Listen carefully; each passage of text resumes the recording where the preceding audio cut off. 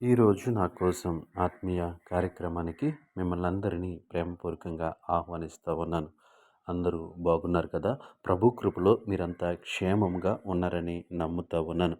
ఉదయకాల సమయంలో దేవుని వాక్యాన్ని ధ్యానం చేద్దాం. ముందుగా చిన్ని ప్రార్థన.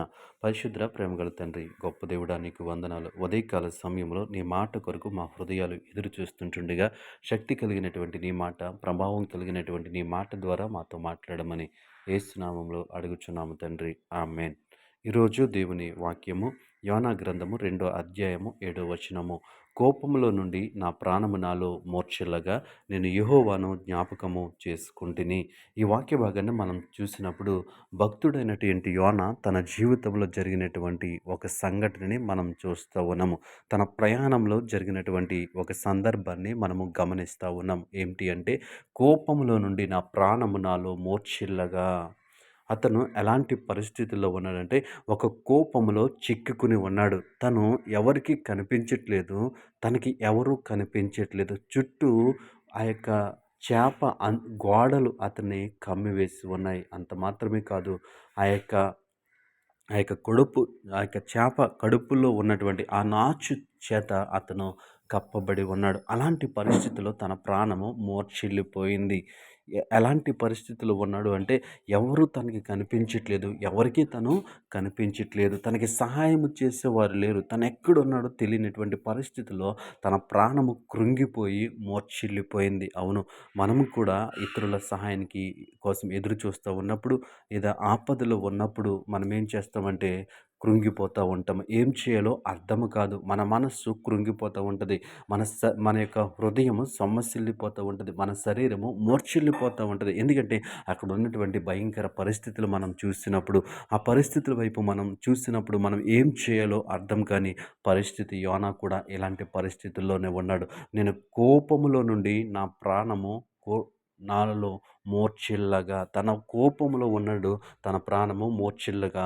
అయితే అతను అలాంటి పరిస్థితిలో ఏం చేస్తున్నాడంటే, నేను యెహోవాను జ్ఞాపకము చేసుకుంటేనే దేవునామానికి మహిమ కలుగును గాక. అలాంటి పరిస్థితిలో ఇతను ఎవరిని జ్ఞాపకం చేసుకున్నాడంటే, యెహోవాను జ్ఞాపకము చేసుకున్నాడు. దేవునామానికి మహిమ కలుగును గాక.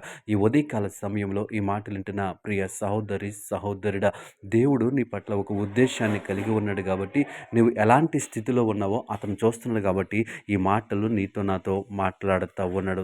దేవునామానికి మహిమ కలుగును గాక. ఈ మాటలు వింటున్న ప్రియ సహోదరి, సహోదరుడు, నువ్వు ఏ సమయంలో ఈ మాటలు వింటున్నావు, ఏ టైంలో ఈ మాటలు వింటున్నావు, ఆయన చూస్తూ ఉన్నాడు. ఏ సందర్భంలో ఈ మాటలు వింటున్నావు, ఆయన చూస్తున్నాడు. ఆయన నీతోనే మాట్లాడుతూ ఉన్నాడు, నాతోనే మాట్లాడుతూ ఉన్నాడు. యెహోవాను జ్ఞాపకము చేసుకుంటుంది. ఈ లోకంలో మనం జీవిస్తూ ఉన్నప్పుడు శ్రమల గుండా, సమస్యల గుండా, ఏం చేయాలో అర్థం కాని పరిస్థితుల గుండా మనం ప్రయాణం చేస్తూ ఉన్నప్పుడు మనం ఎవరి వైపు చూడాలంటే యెహోవా వైపు మనము చూడాలి. ఎవరిని జ్ఞాపకం చేసుకోవాలంటే యెహోవాను జ్ఞాపకం చేసుకోవాలి. ఎందుకు ఆయన్ని జ్ఞాపకం చేసుకోవాలంటే, ఆయన సర్వశక్తివంతుడు.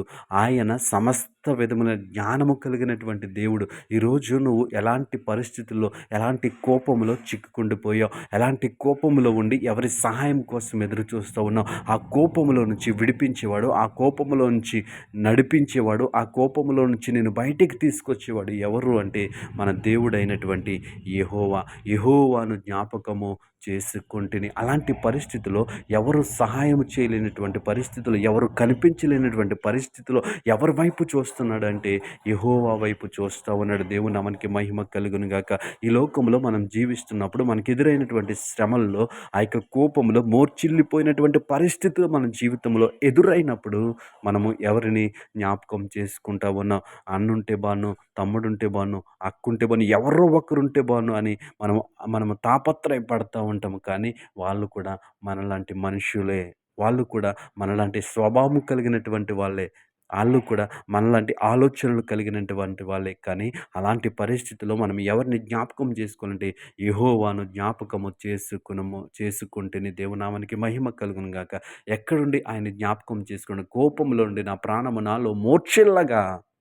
నేను యెహోవాను జ్ఞాపకము చేసుకుంటుని. కాబట్టి ఈ మాటలు వింటున్న ప్రియ సహోదరి, సహోదరుడా, నీవు ఎలాంటి పరిస్థితుల్లో ఈ మాటలు వింటున్నావో నాకు తెలీదు. ఏ సమయంలో ఈ మాటలు వింటున్నావో కానీ తెలీదు. కానీ పరమందు ఆసీనుడైనటువంటి దేవుడు, హృదయాంతరంగంలో ఎరిగినటువంటి దేవుడు చూస్తా ఉన్నాడు. ఈ వాక్యము నీకు నాకు అవసరము. అందుకే ఈ మాటలు నీవు నేను వినగలుగుతున్నాము. కాబట్టి మనమందరము ఆయన యందు విశ్వాసముంచి, ఆయన యందు విశ్వాసముంచి ఆయనను జ్ఞాపకం చేసుకునే వారిగా ఉండాలని మనవి చేస్తా ఉన్నాను. అట్టి కృప దేవుడు మనకి అనుగ్రహించునుగాక.